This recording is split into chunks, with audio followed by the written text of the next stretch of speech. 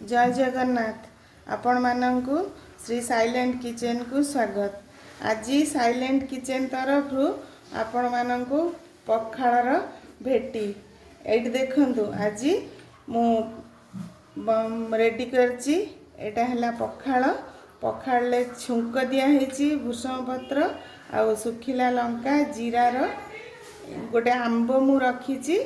आठी पखाळ आइटम रे छुई आलू भजा, कखारु फूल भजा, एटा हला आलू भर्ता, काकुड़ी, एटा सजना शाग कखारु पड़ी भजा, बड़ी चूरा, मिक्सचर, आउ एटा हला निम कढ़ हला, आउ एटी माछ भजा, आउ सुकुआ भजा, आउ एटा माछ बिहनर भजा।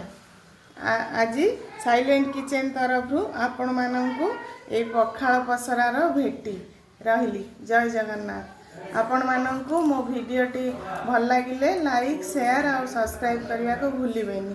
जय जगन्नाथ।